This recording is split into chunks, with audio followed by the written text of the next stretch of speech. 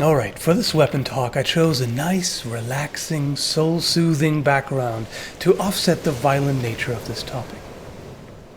Actually, I just love this footage and any excuse to show it is good enough for me.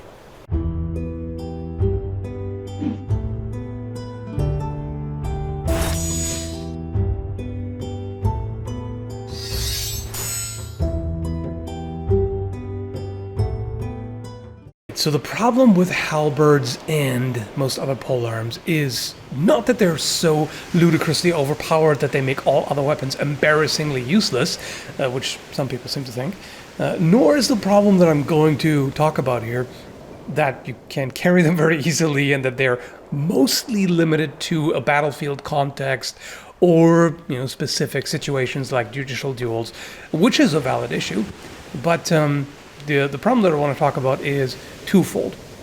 One is they're either an amazing weapon, you might say overpowered, or utterly horrible and useless, and they go from one to the other in the same fight like that within a second. We'll take a look at that. And the other problem is that they're really hard to practice with realistically, at least against or with a training partner who has any sense of self-preservation. Case in point, here's a sparring video by Weaponism, the rapier against a halberd, and here we see the case where the halberd dominates. By the way, the rapier fighter here commented on this video, saying that he has limited experience in this situation and learned a lot, and is usually used to having the longer weapon. So anyway, let's take a look here. I mean, the rapier has quite a bit of reach, but of course it can't compete with a halberd at all. It tries to disengage and thrust. Doesn't go anywhere. The halberd can just basically toy with the rapier, just strike it aside, no problem whatsoever.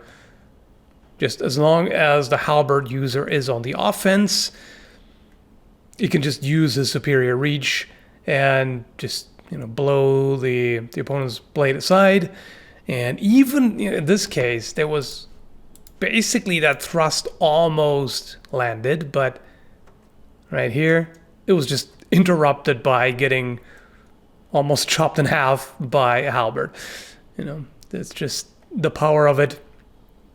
And of course, quick thrusts is what the halberd does. So this is a case where the halberd just basically does its thing and pretty much doesn't care about the presence of the other weapon. Okay, here's another example, sparring video by EGF HEMA. Single sword versus halberd. Single-handed too, and it looks like a gladius at that. So that is about as tough as it gets. So getting past that enormous reach advantage is very hard. Now, if you do, you can imagine what happens once the fighter with a short sword gets past the blade. We don't actually know what happened there, out of frame. Okay, so Halberd. This is actually a pretty funny one. Now, as awkward as it looks, he actually succeeded, because he was resisting the attempt to hook his leg, managed to almost stomp on it, but got his leg hooked. But he managed to stay on his feet, and the halberd was bound up here. So it was basically only a matter of time. There he grabs it, grabs the halberd, and now he can thrust. And a situation like this is where the halberd suddenly becomes basically less than useless. It's a detriment.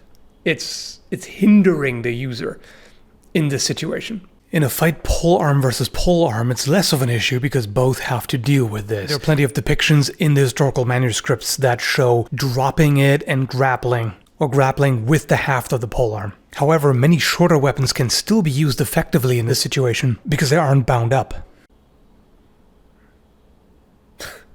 Quick jab to the head. Yeah, that's always a good option. I mean, not always. Again, we'll get to that. So here we have the same kind of deal. So as soon as the user with the shorter weapon is able to move in, and right here, this, the halberd is offline. It's no longer threatening him, and now he's able to move in. So past it, now he's safe. He has nothing to fear from the halberd at this point. I mean, not nothing. Again, there are some things that the halberd user can do. It can assist in grappling, things like that. That's a good example too, right here. So boom. As soon as he gets a hold of the halberd, he's almost won already, pretty much. Now, the halberd user was a bit too passive there, but it's also not easy to respond once the opponent has gotten a hold of your polearm. That's basically the first thing that you need to avoid. You can't let them get a hold of it. All right, here we've got Sword and Shield versus Halberd by En Garde Fencing. And having a shield is a good way to try to compensate for this drawback here. Unfortunately, they're a bit too far away there to see too much, but it looks like Sword and Shield user was able to evade, or block in this case, and evade further damage.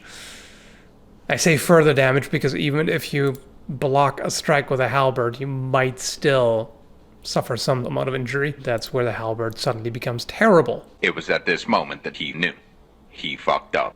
That's the point where you've basically lost.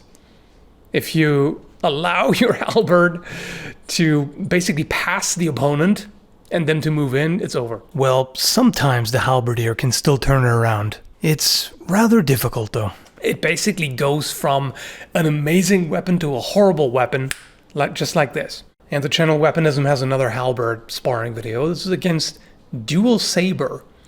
So this illustrates the other issue that I hinted at.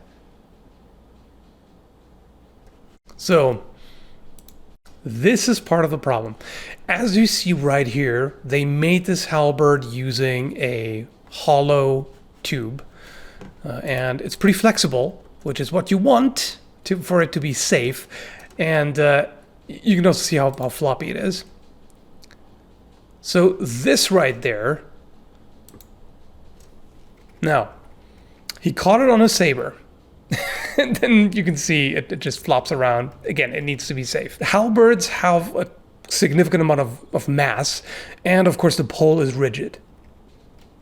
Now, he did a great job there parrying it low. That's what you want. If all you have is a single-handed weapon, particularly a saber, where you have the handguard, you want to block it as low as you can, because that's, like, structurally, you can offer the most resistance that way. Would he have been able to do this against a real halberd? Maybe. This way, yeah, possibly. But if he had caught it any higher up, this would just blow right through. It is extremely difficult to stop the force of a halberd, of such a hefty weapon, with just a single sword. Mixed weapons are rare in the historical European sources, but when it comes up, a hard block is generally shown with both hands on the sword. So, essentially turning it into sort of an improvised polearm. But usually the better option, although not easy, is deflection and evasion. In this case, because it is a safe practice halberd, you can do that. You can get away with it, with things that you wouldn't otherwise. So here, the guy with the sabers is actually quite effective against the halberd. Even this right here. So the halberd thrusts, and it looks like, yeah, the saber strikes at the same time. Saber cuts down, boom, and interestingly, the saber actually gets bent out of shape from hitting this flexible tube here. Oof.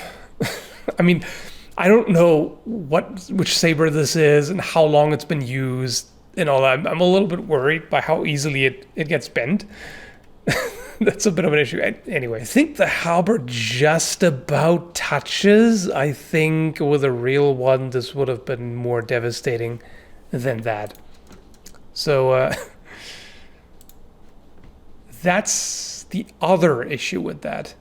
You know, the halberd can sometimes end up being terrible for you if the opponent manages to bridge the gap, and then sometimes it can also be in the opponent's favor if you have a particularly safe trainer, which again you want for their sake, but it puts you at an artificial disadvantage. That's what I'm trying to say.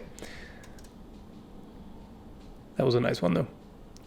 And this is why you want it to be flexible, because a thrust with a rigid pole with a halberd, even if the point itself is flexible, that can still potentially cause injury.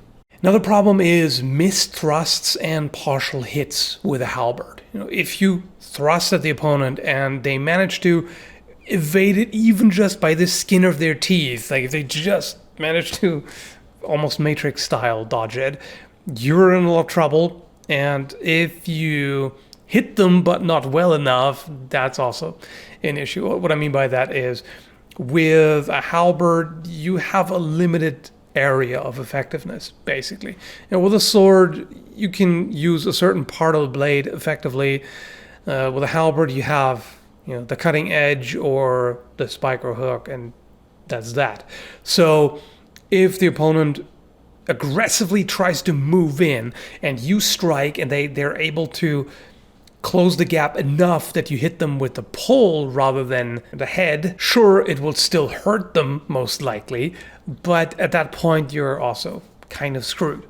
So the interesting thing here is it goes very quickly from, oh yeah, I've got this, I can easily defeat this opponent, to, oh shit, I'm doomed. So it just goes like that, which is why a sidearm is pretty much mandatory with a polearm, which is one of the disadvantages. And one of the main disadvantages is it's hard to carry and it requires a lot of space. The other is it's pretty much dependent on having something else. Whereas something like a longsword or sword and shield, you know, that's your weapon. You know, you can deal with a number of different situations.